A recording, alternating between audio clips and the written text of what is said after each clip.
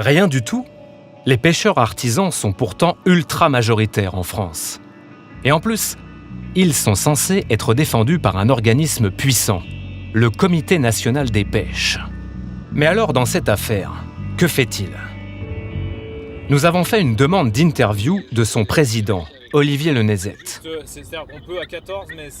En attendant sa réponse, on a besoin d'un petit brief de notre expert.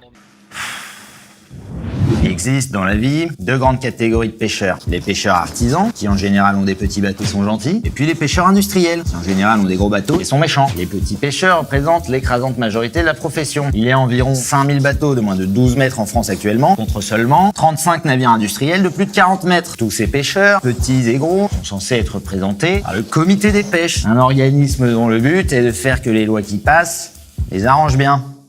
Toi-même, tu le sais. Le problème, c'est que les petits pêcheurs reprochent au Comité des pêches de ne promouvoir les intérêts que des gros, alors qu'ils sont proportionnellement beaucoup moins nombreux. Déjà, le Comité des pêches est dirigé par Olivier Lenezet, un mec qui a beaucoup plus de temps que nous tous réunis. Car en plus de sa casquette de président du Comité des pêches, Olivier Lenezet exerce 24 autres mandats, dont notamment président du port de Lorient, membre de l'Office français de la biodiversité, et bien évidemment co-gestionnaire d'un port industriel dans le Sultanat d'Oman. Et après, on se plaint du chômage. Chez les pêcheurs, il y a un type qui effectue tout seul 25 jobs.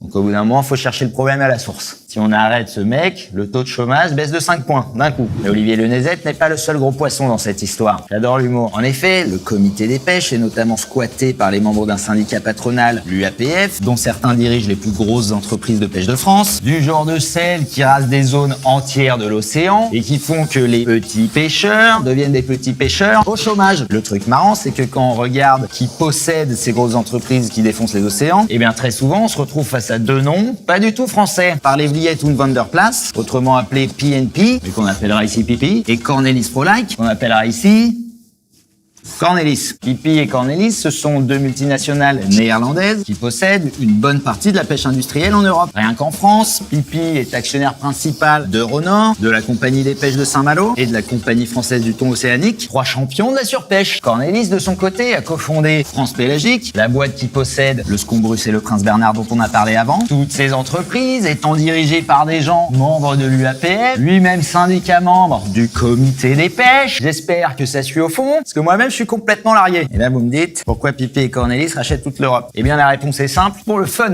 Pas du tout. À cause du système des quotas. Chaque année, l'Union européenne décide du nombre de poissons qu'on a le droit de pêcher en Europe. Notamment grâce à des scientifiques qui savent combien il en reste dans l'eau. Spoiler, il en reste pas beaucoup. L'Union européenne établit donc des quotas qui sont ensuite répartis entre pays, puis entre pêcheurs, et qui représentent en somme un plafond de poissons, et donc de thunes, qu'on ne peut pas dépasser. Sauf si, évidemment, comme Pipi et Cornelis, on se met à racheter les bateaux de plein d'autres pays, afin de racheter leur quota à eux et ainsi gagner un maximum de thunes. Tout ceci explique pourquoi les petits pêcheurs se demandent si le Comité des pêches ne défend pas surtout les intérêts des multinationales néerlandaises plutôt que ceux des petits pêcheurs français. Enfin, en résumé quoi. Ah oui, effectivement, c'est beaucoup plus clair comme ça.